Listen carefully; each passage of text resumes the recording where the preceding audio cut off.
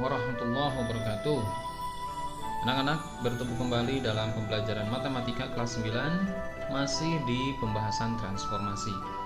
Setelah kita sebelumnya di transformasi membahas tentang translasi dan refleksi, maka hari ini kita akan menuntaskan pembahasan ini dengan menyelesaikan dua pembahasan lainnya, yaitu pembahasan rotasi dan dilatasi.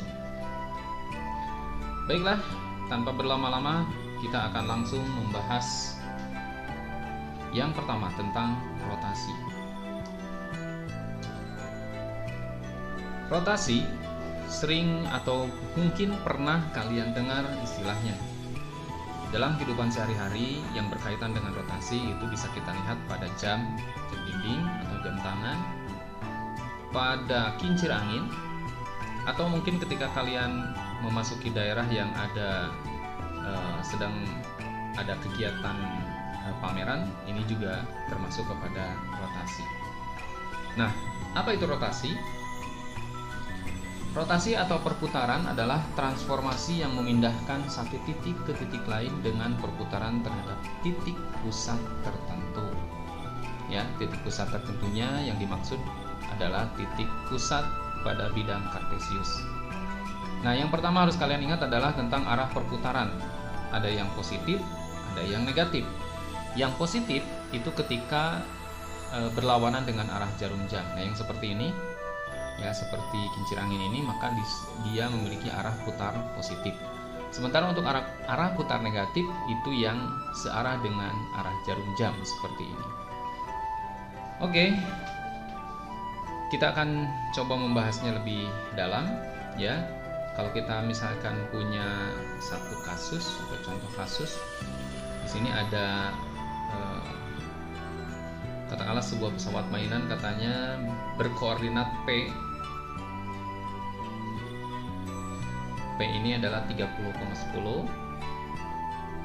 kemudian diputar ke Q, ya, diputar ke Q, maka kita dapatkan Q ini adalah negatif 10,30.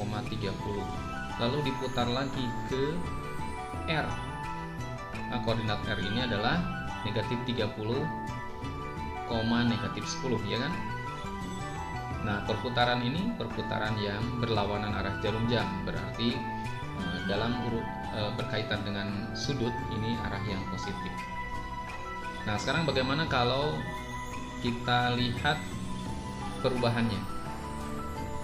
P 30,10, nah ini cara penulisan rotasi. Rotasi pusat O 90 derajat, artinya rotasi dengan pusat O berputar berlawanan arah jarum jam 90 derajat seperti ini. Nah, ini didapat 30,10 awalnya menjadi negatif 10,30. Ya. Nah, kalau misalnya perputaran ini, iya, 90, 90, 90, 90, ya kan? Nah, kalau misalnya perputaran tadi dari P ke Q ke R, nah bagaimana dengan perputaran yang searah jarum jam? Yaitu perputaran yang negatif. Dari P melaju ke S. Nah, nanti kita bandingkan ya. Berarti yang ini tadi ini 90 derajat ke sini. Ini juga sama 90 derajat. Nah, yang ini negatif. Nah, ini arahnya dari sini ke sini. Ini negatif 90 derajat dari P ke S. Nanti kita bandingkan hasilnya. Nah, kita akan bahas di sini. Oke. P 30,10 dirotasi sebesar 90 derajat, berarti berlawanan arah jarum jam. Ini hasilnya negatif 10,30. Kemudian dari Q dilanjut lagi ke R. Ya, ke sini ya, dari Q lanjut ke R 90 lagi, maka hasilnya negatif 30, negatif 10. Dari R dilanjut lagi hingga ke S, jadi di sini ditambah lagi 90, maka didapatkan 10,30. Ini kita akan bandingkan dengan perputaran tadi yang negatif, ya.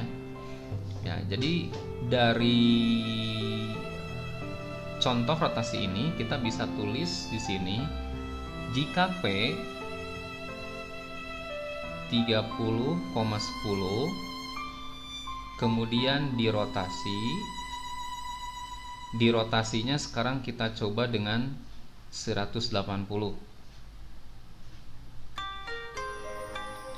Oke, 180. Nah, kalau dari P titik ini, dari sini dirotasi 180 kan berarti ke sini ya, langsung ke R. Berapa titik R? Iya, titik R itu adalah negatif 30, negatif 10, ya kan? Betul? Iya. Begitupun kalau dari P 30,10 ini dimisalkan dirotasikan, rotasinya langsung pusat 0 270. Nah, maka 270 dari P ke Q 90, Q ke R 90, R ke S. Berarti dari P langsung ke S, ya kan? Dapatkan S, berapa S? 10, negatif 30. Nah, ini yang penting. Yang pertama adalah ternyata untuk perpindahan atau rotasi dari P ke S 270 itu sama saja dengan dari P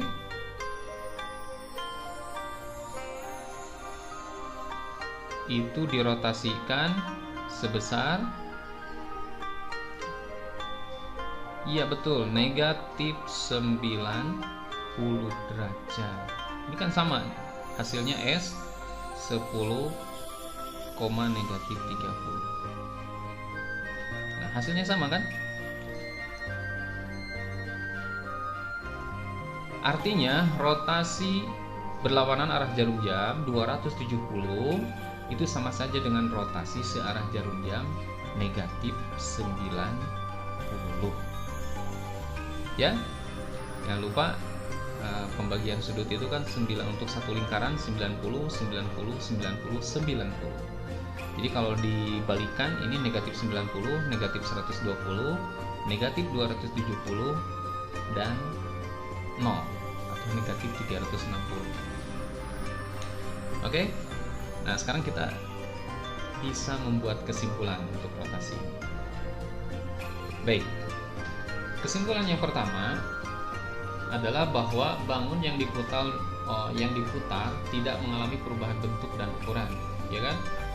Kemudian bangun yang diputar mengalami perubahan posisi. Nah, sekarang catatan pentingnya adalah bahwa rotasi 90 derajat artinya rotasi yang positif yang berlawanan arah jarum jam itu senilai dengan rotasi negatif 270. Lihat hasilnya, negatif Y, X sama ya. Nah, kemudian rotasi 180 ini sama saja dengan rotasi negatif 180.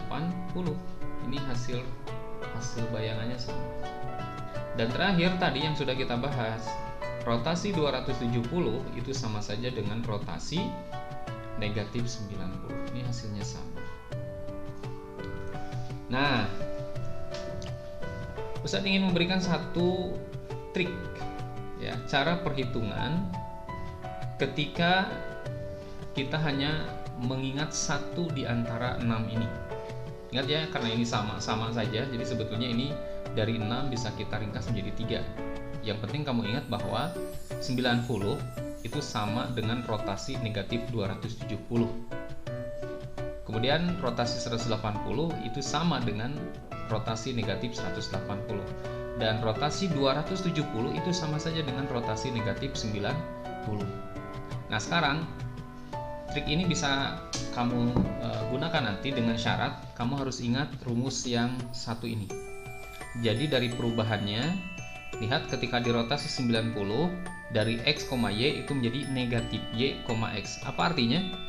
Jadi dibalik ya, angkanya dibalikan, kemudian yang ordinat menjadi absis tapi dinegatifkan. Ya. Nah, sekarang kalau misalkan ada rotasi 180 derajat dari 2,-3 menjadi -2,3, bener nggak? Kita akan coba hitung satu persatu, tapi dengan hitungan satu rumus saja yang ini ya. Jadi 180 berarti dihitungnya 2 kali, 90, terus dirotasi lagi 90. Maka P 2,-3, pertama rotasikan 90.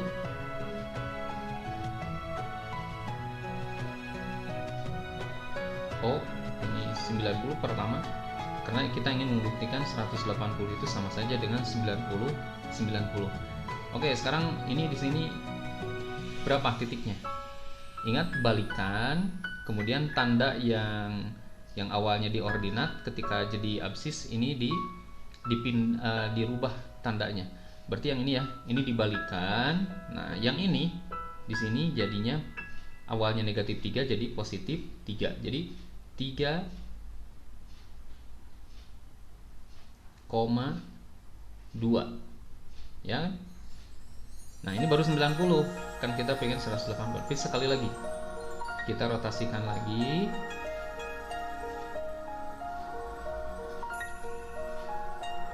Oke, maaf ini penulisannya kurang bagus.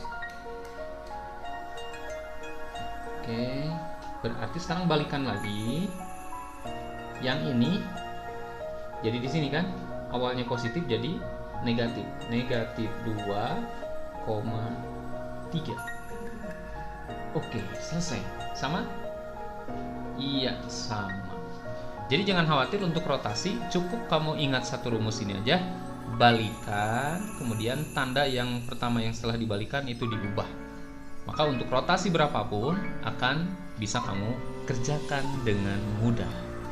Nah, kalau nanti misalkan diminta 270, maka rotasikan 90 3 kali sehingga nanti kamu dapatkan hasil rotasinya. Oke, untuk rotasi itu saja sepertinya, dan kita akan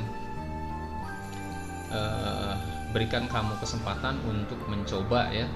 Ini kalau misalkan nanti dirotasikan untuk setiap titik ini, nah ini rotasinya, silakan boleh dengan gambar atau silakan kalau mau dihitung langsung juga boleh. Ya, intinya kamu harus bisa memahami ini, tapi dengan cara yang mudah. Oke, silakan nanti dicoba. Kita akan coba ke pembahasan yang terakhir, yaitu pembahasan dilatasi. Siap ya? Kita masuk ke pembahasan dilatasi. Oke, dilatasi ini berkaitan dengan memperbesar atau memperkecil sebuah ukuran. Kalau misalkan kamu pernah melihat foto yang diperkecil untuk ketentuan atau untuk keperluan tertentu, ya, seperti misalnya mau daftar kerja atau daftar sekolah, ya misalnya diperlukan foto 2x3, 3x4 dan seterusnya, itu berarti kita mengalami perkecilan, diperkecil. Itulah dilatasi. Nah, dilatasi sendiri memiliki definisi suatu transformasi yang mengubah ukuran, memperkecil atau memperbesar suatu bangun tetapi tidak mengubah bentuk bangun yang bersangkutan. Dilatasi ditentukan oleh titik pusat dan faktor dilatasi. Nah, jadi untuk dilatasi ini harus nanti ada faktor dilatasinya. Oke, kalau misalkan ada sebuah segitiga ABC dengan titik A 1,2, B 2,3, C 3,1, kemudian diberi faktor dilatasinya 2. Nah, kelihatan ya, kalau faktor dilatasi 2 kayaknya nih diperbesar. Oke, kita lihat dulu ini. Nah, ini A. Yang ini A ya. Kemudian yang B 2,3. Nah, yang C ini 3,1. Nah, faktor dilatasinya 2. Faktor dilatasinya 2 kita lihat dari gambar ini, titik pusat 0,0. Oke, nah ini hasilnya. Ini A1 ya. Setelah diperbesar seperti ini B1 dan ini C1. A1 itu merupakan hasil dilatasi dari A, B1 hasil dilatasi dari B, C1 hasil dilatasi dari C. Jadi dengan faktor dilatasi 2 ternyata segitiga ABC mengalami pembesaran atau perbesaran. Nah, perbesaran ini seperti apa? Kita akan bahas di tayangan berikutnya. Ini titik-titiknya ya. Asalnya 1,2 jadi 2,4, asalnya 2,3 jadi 4,6, asalnya 3,1 jadi 6,2. Nah, apa hubungan antara titik awal dengan faktor dilatasi dari contoh ini? Oke, kita lihat berikutnya. Jadi, jika pusat dilatasi itu 0,0, faktor skalanya K, maka tadi kita mendapatkan titik-titik itu ya, titik A1, B1, C1 itu dari sini. Jadi kalau P, X, Y didilatasikan dengan K, maka bayangan yang pertama X aksen itu KX, tinggal dikalikan dilatasi dengan X-nya. Begini ya. Jadi ini X kalikan dengan K, KX ini bayangannya, hasil dilatasinya. Y dikalikan K, KY ini hasil bayangannya.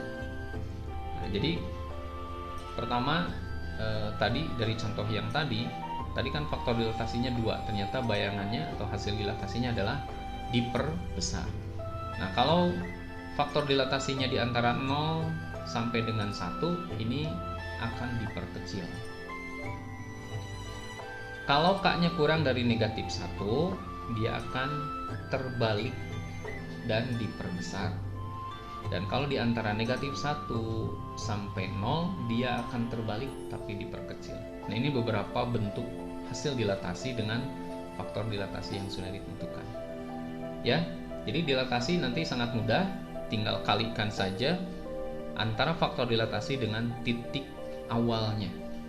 Kalau kemarin di translasi hanya menjumlahkan antara titik awal dengan faktor translasi, ditambahkan saja. Nah, sekarang dikalikan. Oke, nih gambar yang tadi kita akan coba di perbesar. Kita ingin lihat katanya berapa faktor dilatasinya. Ini awalnya ABC, ya segitiga A 3,9. Nih segitiga ABC dengan A 3,9, B 3,3, C 6,3. Kemudian dapatkan A2 yang ini ya, yang kecil, A2, B2, C2. Ini bayangan yang pertama, jadi diperkecil yang ini. Nah, kita pengen tahu berapa sih faktor dilatasinya. Nah, tadi kita tahu bahwa 3 menjadi 1 itu karena ada faktor dilatasi. Kita akan cari berapa, kok 3 jadi 1, maka berapakah faktor dilatasinya.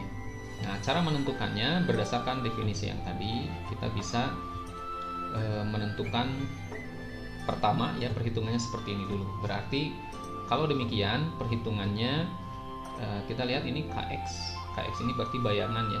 Ini bayangannya, ini bayangannya. Nah, kita ingin mencari K.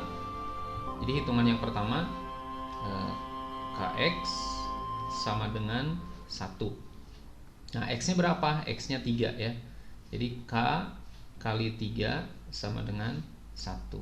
Jadi 3K sama dengan 1, maka K sama dengan 1/3. Nah, inilah besar faktor dilatasinya. Jadi ini diantara 0 dan 1 ya, berarti dia diperkecil. Kalau masih penasaran, kita lihat yang KY. KY sama dengan 3. Y nya berapa? Ini Y yang ini ya. Ini jangan lupa, ini X, ini Y. Nah, Y nya berapa? Y nya 9, berarti K kali 9 sama dengan 3. Jadi 9K sama dengan 3, maka K sama dengan 3/9 atau sama dengan 1/3. Nah, sama saja ya. Nah, bisa perhitungannya seperti ini untuk menentukan faktor dilatasinya, atau nah ini bisa kamu pegang ya. Jadi faktor dilatasi atau skala dilatasinya itu adalah jarak bayangan dibagi jarak benda. Nah, kalau ini kan jarak bayangan nih, Ini jarak benda. Jadi bisa langsung 1/3 ya. Jadi K-nya 1/3 atau 3/9. Begitu. Oke, mudah ya. Insya Allah mudah. Nah, sekarang untuk latih soalnya masih yang barusan, masih yang ini. Nah, tadi kan belum dicari nih. Ini baru kita cari faktor dilatasi yang ini ya. Tadi ini faktor dilatasinya K-nya adalah 1/3 diperkecil. Nah, sekarang tentukan faktor skala perubahan untuk yang ini, untuk segitiga yang ini. Berapa sih skalanya, faktor skalanya, K-nya? Ini ditanyakan K-nya berapa.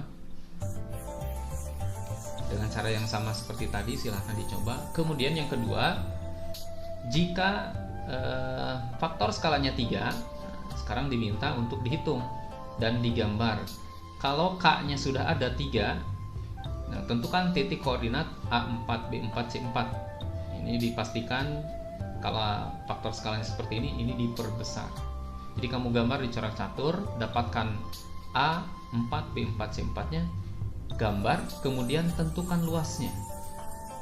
Oke, tentukan luasnya. Nah, kalau cara menentukan luas mungkin sudah masih ingat ya. Saya coba tunjukkan cara menentukan luas segitiga ABC ya. Yang ini rumusnya setengah kali alas kali tinggi. Setengah kali alas, alasnya BC, kali tinggi, tingginya adalah AB atau BA. Oke, BC ya, ini 1, 2, 3 3 satuan.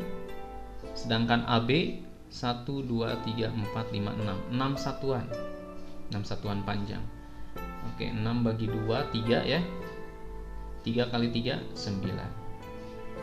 9 satuan luas SL. Jadi untuk segitiga ABC luasnya adalah 9 satuan luas. Untuk segitiga A2B2C2 silakan nanti ditentukan. Karena dia diperkecil berarti luasnya pun akan semakin kecil. Nah, yang diperbesar tentu saja luasnya akan semakin besar. Oke anak-anak, itu saja mungkin yang bisa kita bahas pada kesempatan kali ini. Ustadz harapkan setiap latih soal dicoba agar nanti Ustadz bisa melihat kedalaman pemahaman kamu tentang materi yang sudah dibahas. Jadi latih soal sekali lagi bukan tugas, melainkan hanya sarana untuk kalian melatih diri tentang materi yang sudah diajarkan. Bagi kamu yang menyetorkan ke Ustadz secara japri, tentu akan Ustadz berikan penilaian sesuai dengan pekerjaanmu. Oke, terima kasih atas segala perhatiannya. Mudah-mudahan kita dimudahkan dalam belajarnya, senantiasa sehat walafiat, dan selalu berdoa kita akan segera bertatap muka, insya Allah. Sampai jumpa di lain kesempatan. Wassalamualaikum warahmatullahi wabarakatuh.